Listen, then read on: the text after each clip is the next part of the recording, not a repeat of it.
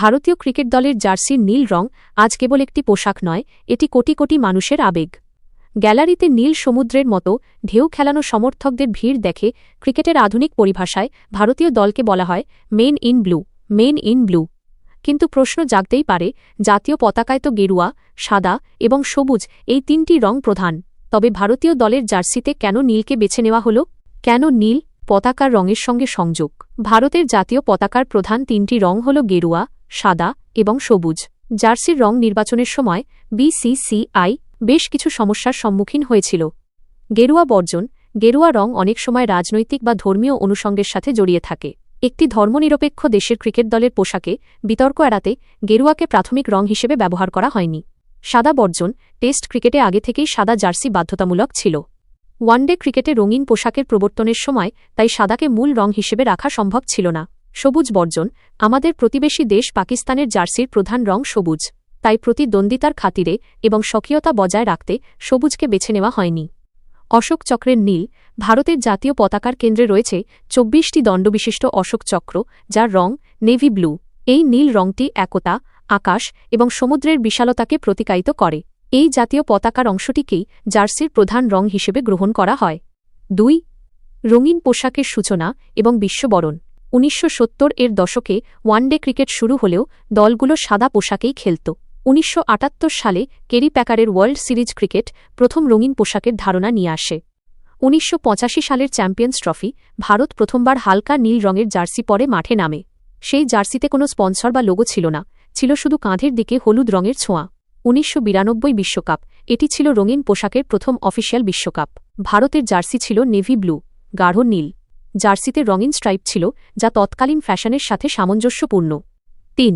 নীল রঙের বিবর্তন। ১৯৯৬ বর্তমান। ভারতীয় জার্সির নীল রং সময়ের সাথে সাথে অনেকবার পরিবর্তিত হয়েছে। এটি কখনো হয়েছে আকাশী নীল, স্কাই ব্লু, কখনো আবার রাজকীয় নীল, রয়্যাল ব্লু। ১৯৯৬ বিশ্বকাপ ভারত হালকা নীল এবং হলুদ রঙের সংমিশ্রণে জার্সি পরেছিল। এই জার্সিটি আজও ভক্তদের কাছে অত্যন্ত জনপ্রিয়। ১৯৯৯ বিশ্বকাপ। এই সময় জার্সিতে হলুদ রঙের আধিক্য বাড়ে এবং একটি বড় তেরঙা নকশা যোগ করা হয়। ২০০৩ বিশ্বকাপে জার্সিতে তেরঙার উপস্থিতিকে বড় করে দেখানো হয় এবং স্পন্সর হিসেবে সাহারা নাম যুক্ত হয়। ২০১১ বিশ্বকাপ। ভারত যখন দ্বিতীয়বার বিশ্বকাপ জেতে তখন জার্সির রং ছিল উজ্জ্বল নীল, ইলেকট্রিক ব্লু। এটি ছিল আধুনিক যুগের অন্যতম সেরা কিট। বর্তমান সময় ভারতীয় দল মূলত বার্লিন ব্লু বা গাঢ় নীল রঙের জার্সি ব্যবহার করছে।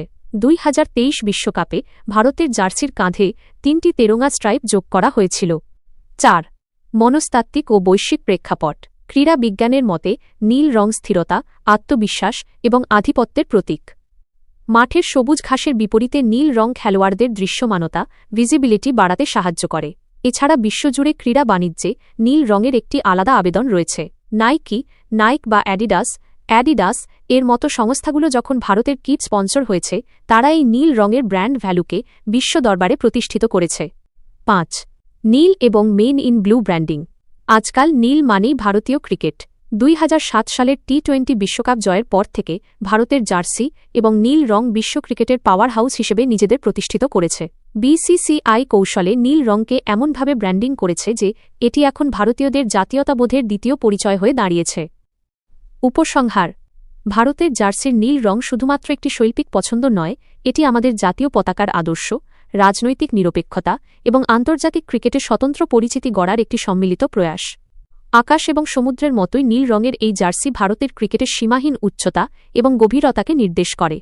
আপনি কি ২০০৩ সালের ক্লাসিক জার্সি নাকি বর্তমানের গাঢ় নীল রঙের জার্সি বেশি পছন্দ করেন? জানাবেন কি?